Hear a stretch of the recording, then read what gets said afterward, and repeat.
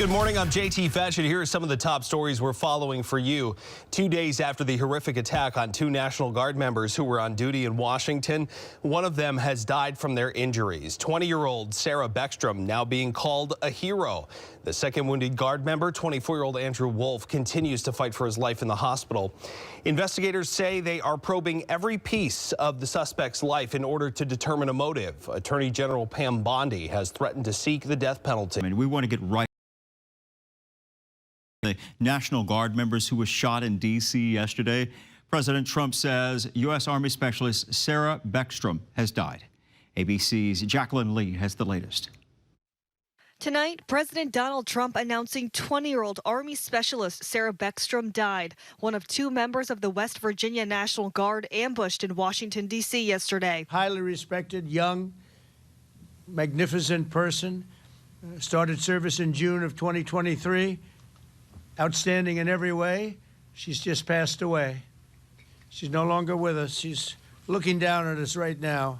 24-year-old Air Staff Sergeant Andrew Wolf is in critical condition. Attorney General Pam Bondi asking the public to please pray for the 2, adding there will be justice. Amazing grace, how sweet the sound. At a vigil in West Virginia, mourners gathering to pay their respects. Officials are saying this is the suspect who drove from his home in Washington state to Washington, D.C. and then opened fire on 2 National Guardsmen from West Virginia. The man identified as 29-year-old Ramanullah Lakanwal, an Afghan national who worked closely with U.S. Special Forces and the CIA during the war in Afghanistan. Officials say the suspect allegedly ambushed the 2 guardsmen outside a busy metro stop, armed with a .357 revolver. A spokesperson with the West Virginia National Guard says their orders had been set to expire November 30th, but they volunteered to stay on extended orders just days ago. It's sad. It is. It's like a part of your family. Your brothers and sisters. The investigation is intensifying on the suspect. According to sources, he was a highly trained and trusted member of an elite Afghan counterterrorism force called Zero Units. He came to the U.S. in 2021 under a Biden-era program evacuating Afghan refugees during the withdrawal of U.S. forces and was formally granted asylum in April under the Trump administration. Jacqueline Lee, ABC News, Los Angeles. Our team coverage on this shooting that rocked the nation's capital begins outside the hospital where 24-year-old Andrew Wolf remains in critical condition. 7 News reporter Liana Golden joins us live with an update. Liana? Hey, Jasmine. Yeah, we're here outside the MedStar Washington Hospital Center in Northwest D.C. Our crews have been here for the past 48 hours around the clock. At last check, Andrew Wolf, the National Guardsman from West Virginia, is still in critical condition. That is the very latest update that we have received from officials. We are all hoping and praying that he can pull through. In the meantime, the community and the country continues to mourn the death of Sarah Beckstrom. A stranger paying respects on the streets of D.C. to Sarah Beckstrom. This memorial now sits outside the Farragut West Metro stop where the 20-year-old soldier from West Virginia was shot on Wednesday in what authorities say was an ambush-style attack. I don't know if it's really hit me the hardest yet. Beckstrom's former boyfriend of 6 years says they grew up together, and he never thought he'd have to say this kind of goodbye. A little hard to grasp the whole concept that there ain't no more of her around. Of course, she'll always be around, as you know, but hard to grasp she won't be back in town. People want justice. People want accountability. West Virginia Governor Patrick Morrisey among the many calling for justice. On Friday, U.S. Attorney for D.C. Jeanine Pirro said charges against suspected shooter Ramanullah Lakanwal will now be upgraded to first-degree murder after Beckstrom's death. Pirro indicated they'd seek the death penalty. And the individual who did this will pay the ultimate price, according to the Attorney General Pam Bondi. As well, he should once and if a jury returns a verdict. Authorities say the suspect drove to the nation's capital from Washington state, where he lived with his wife and 5 kids at this apartment complex. All electronic devices there, including cell phones, laptops, and iPads, now under analysis. Lakanwal came to the U.S. from Afghanistan 4 years ago after working with the U.S. war effort, including the CIA. In the wake of the shooting, President Trump took to Truth Social, saying he will permanently pause migration from all third world countries. And just this evening, we are working that D.C. police will be working to support National Guard troops here in the district. We're still waiting for clarification on exactly what that means, but most likely we can expect to see MPD officers roving the streets alongside National Guard members starting as early as this evening. Reporting live in Northwest D.C., I'm Liana Golden. Back to you. The Afghan national accused of shooting 2 National Guard members is now facing a murder charge after one of them died. Tonight, a retired West Virginia National Guard member is weighing in on that brutal attack. Major General Bill Crane says the National Guard's presence in D.C. is valid, and they're just there to keep people safe. He says Americans need to separate politics from the people who are serving. Crane says the National Guard has been deployed to D.C. often, and what happened is a shock. I've had service members go up there many times, and we never had this kind of an incident. And as I said, I just get concerned that we've got to cool the temperature a little bit in the politics. You know, violence is not an answer. We still do not know what the motive was for the Afghan national charged. Crane says he feels deeply for the parents of the families of both Guardsmen attacked, especially Sarah Beckstrom's family, whose loved ones spent the holiday grieving her death instead of with her around the table. Sarah Beckstrom of West Virginia, one of the Guardsmen that we're talking about, highly respected, young, magnificent person, started service in June of 2023, outstanding in every way. She's just passed away. And that was the moment right there from the President of the United States, when the nation learned that one of the 2 National Guard members ambushed and targeted in D.C., this young lady right here, died from her injuries. Thank you so much for being with us. I'm Angela Brown, in for Jan. It's Friday, November 28th. The tragedy in D.C. now serves as a heartbreaking reminder of what to be thankful for this Thanksgiving holiday. Right now, 2 families are dealing with unimaginable pain. And for one, the loss of a young woman. The National Guard member who died, and you're looking at her face right here, is Sarah Beckstrom. She was only 20 years old. She was from West Virginia. She even volunteered to work in D.C. on Thanksgiving. The New York Times spoke with her father, Gary Beckstrom, on the phone Thursday, just hours before she took her last breath. And he said, quote, right here, I am holding her hand right now. She has a mortal wound. It's not going to be a recovery.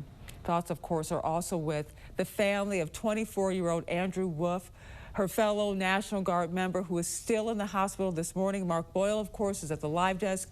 Just heartbreaking for these families, Mark. You're following the very latest on the victims, but you also have new video, new images taken moments after the attack, which is being investigated as terror.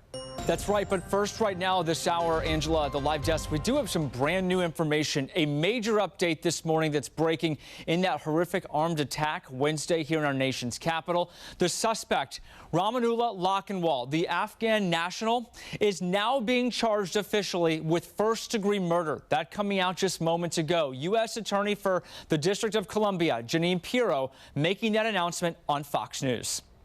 She volunteered, and she ended up being shot ambush style on the cold streets of Washington, D.C. By an individual who will now be charged with murder in the first degree. There are certainly many more charges to come, but we are upgrading the initial charges of assault to murder in the first degree.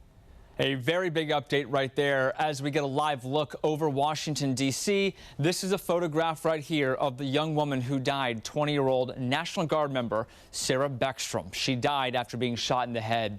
And we do have some new video to share with you. It shows her dignified transfer from the hospital to the medical examiner's office late last night. You can see the street lined with federal police, authorities there, local police here in D.C. as well. The other National Guard member attacked is 24-year-old Andrew Wolf. He is still in the hospital. Jeanine Pirro on Fox saying he is expected to recover slowly, though. They're hoping for the best. He's still in critical condition. Keeping that in mind, his family and friends are asking for your prayers. He'd get the shirt off his back to somebody. He's just a really good guy. We always looked out for each other. Best neighbor you could ask for, really. It really caught us off guard. Really close to home. I'm just hopeful for his family. That's the biggest thing. His family is the biggest concern. I just hope his family is doing okay with it. Now, this comes as brand new video has surfaced. The Wall Street Journal sharing this. We've put this on still and paused. This is the suspect dressed in all black.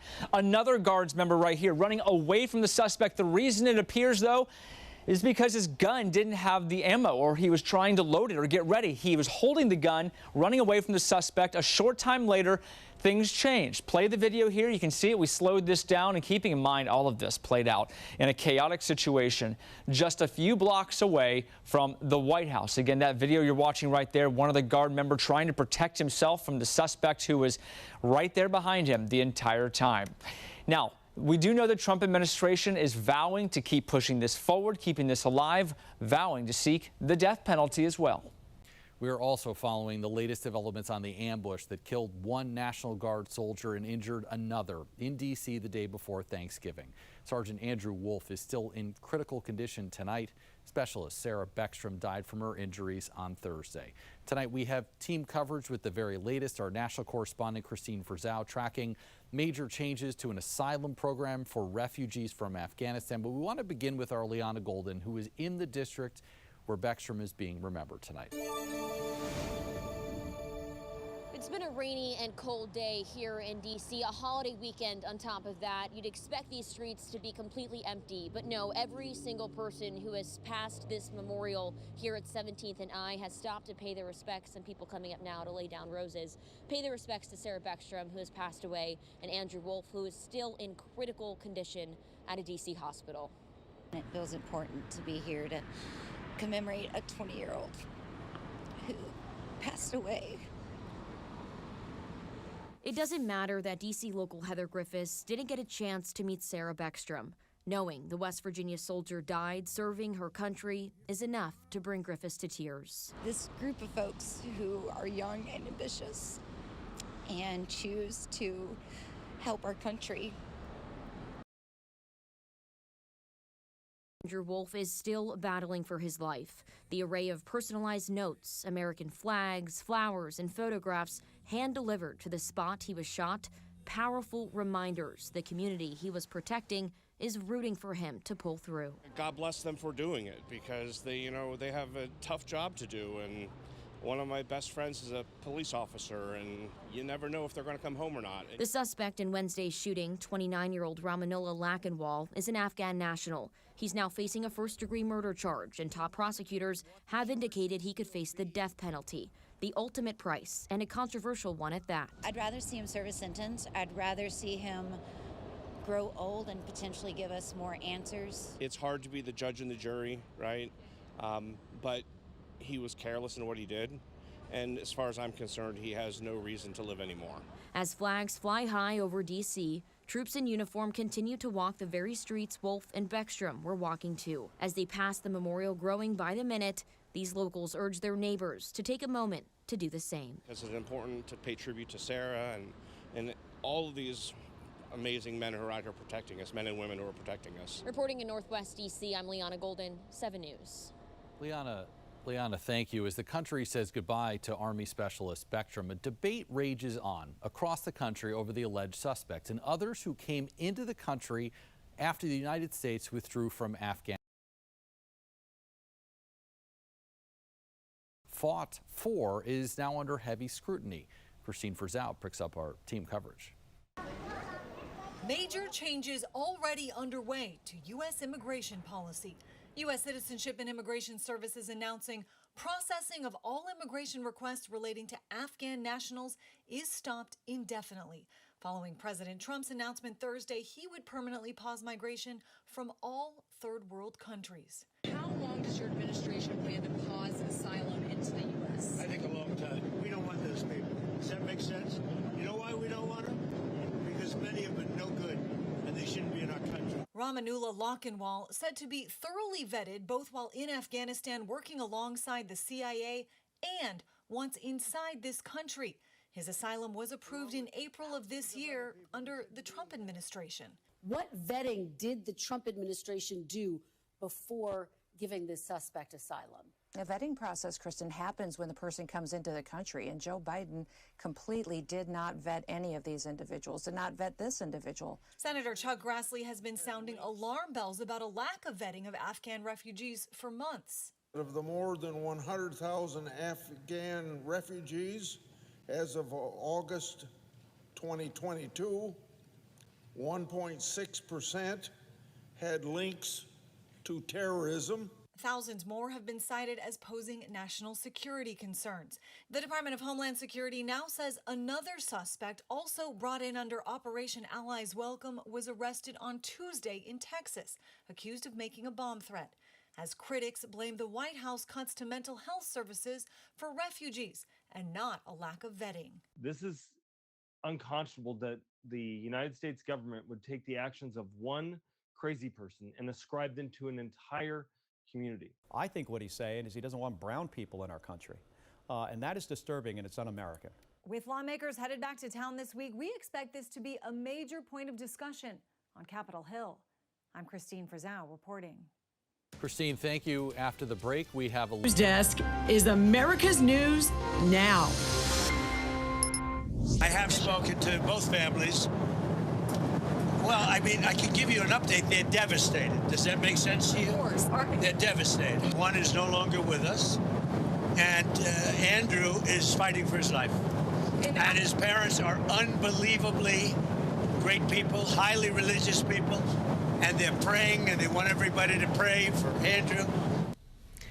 Right now, a nation in prayer for National Guardsman Andrew Wolf, still in the hospital fighting for his life. And thank you for joining us. I'm Jan Jeffcoat. It is Monday, December 1st, and we begin this morning together with some new information we're learning about the investigation of the Afghan suspect accused of that ambush attack on our National Guard troops in the nation's capital. Homeland Security Secretary Kristi Noem says they do believe he was radicalized after entering the U.S. under the Biden administration's Afghan refugee program. Well, that's led the White House already to crack down on those programs. As reports show, the Biden administration failed to properly vet and monitor Afghan nationals who entered the U.S. like the suspect in this case.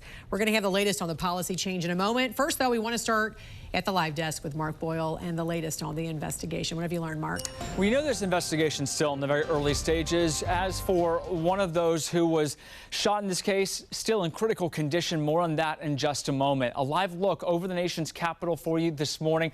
Right now, it's Andrew Wolf right here, one of the two West Virginia National Guardsmen who was shot, still in the hospital, critical condition. Law enforcement does believe he will pull through. That is the word this morning. The other Guards member who was shot, Sarah Beckstrom, did not survive her injuries. She was shot in the head several days ago and died a short time later. The president says he has spoken with the families of both victims.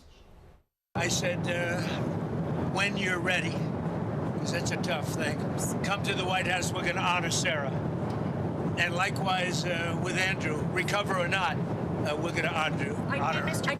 As for the suspect, 29-year-old Afghan national Ramanullah Lakhanwal, he is facing a charge of first-degree murder. We broke that story on Friday. New video in this morning. This shows his last known location. This is an apartment building out in Washington State where he lived with his family. U.S. officials have been looking into Lakhanwal's history here. DHS head Kristi Noem, Attorney General Pam Bondi say Lakhanwal was radicalized since coming to the United States under that Biden administration program back in 2021. This individual's application to be in this country started under the administration of Joe Biden. The information was gathered under the administration of Joe Biden, and the consequences of this horrific shooting and death of Sarah lays directly on the shoulders of Joe Biden and his administration. Noem says the investigation into Lakhanwal is still ongoing. They are still looking at evidence, processing all the evidence from the scene, so it could take a while. We'll bring you the very latest as we learn new information here at the live desk. I'm Christine Frizzau in Washington, where the White House is touting that President Trump has done more to limit immigration, both illegal and legal, than any administration in history. And tonight there are growing concerns for tens of thousands of people already here who thought they were on the right path, that they too may be facing deportation. A permanent pause on asylum. With new hints, the aggressive crackdown on immigration in this country is now reaching new heights. The Trump administration issued a travel ban for 19 countries, including Afghanistan.